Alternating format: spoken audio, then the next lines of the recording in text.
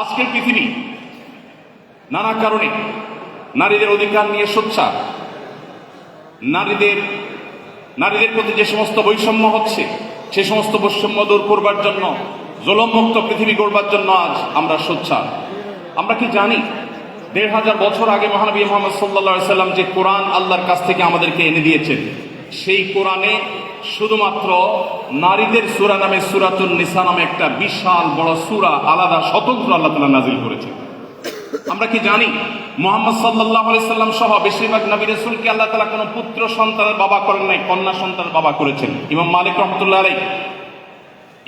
রহমাতুল্লাহি আলাইহি তিনি বলেছেন, আল আম্বিয়া ওয়া আবুল বানাত, বেশিরভাগ নবী রাসূলদেরকে দেখা যায় তারা বেশিরভাগই ছিলেন কন্যাদের বাবা, ছেলেদের বাবা নয়।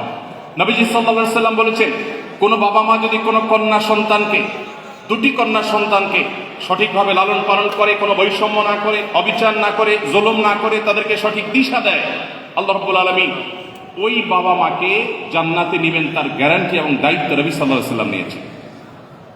সম্মানিত উপস্থিতি, আজকের পৃথিবী যে সমস্ত সংকট দেখছে, আমরা ঢাকায় বসবাস করি, ঢাকায় ফুটপাত দখলের এক মহোৎসব সব সময় চলতে থাকে। আমরা জানি, আমরা রাস্তাঘাট দখল করার যে সমস্ত মহড়া দেখি, সেগুলো দেখে প্রত্যেকটা মানুষ দেখতে বিরক্ত।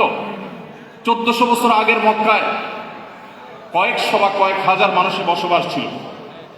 মরুভূমির এই বিশাল দেশে রাস্তায় কখনো যানজট হতে পারে সেই চিন্তাও মানুষের ছিল না। তিনি সেই সময় বলেছেন, ইয়াকুম আল জুলুস আলাত তারিক, খবরদার কেউ রাস্তা দখল করে বসবে না।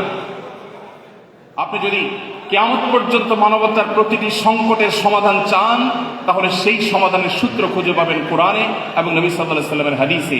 এজন্যই একজন মানুষের জীবনে ধর্ম, একজন মানুষের জীবনে আরো স্পেসিফিকলি বললে শুধু ধর্ম নয়, প্রচলিত অর্থে ধর্ম নয়, বরং দ্বীন অত্যন্ত গুরুত্বপূর্ণ। দ্বীন ছাড়া আমরা কেউ আমাদের জীবনের লক্ষ্য, আমাদের জীবনের মূল উদ্দেশ্য, আমরা কেন এসেছি, আমরা কেন খেয়ে পরে বেঁচে থাকি, আমাদের জীবনের এই লক্ষ্য আমরা স্থির করতে পারবো না।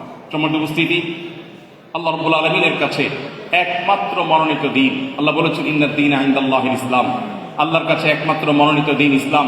এটি কোনো মানুষের বানানো নয়, এটি আল্লাহর পক্ষ থেকে তার রাসূলের মাধ্যমে এসেছে আমাদের কাছে। অন্যান্য মানব রচিত ধর্মের মতো এটাকে কোনো প্রচলিত ধর্ম মনে করলে এটি হবে আমাদের সবচেয়ে বড় ভুলের জায়গা। রব্বে কারীম আমাদের সবাইকে পরিপূর্ণ দ্বীনের অনুসরণ করবার তৌফিক দান করুন।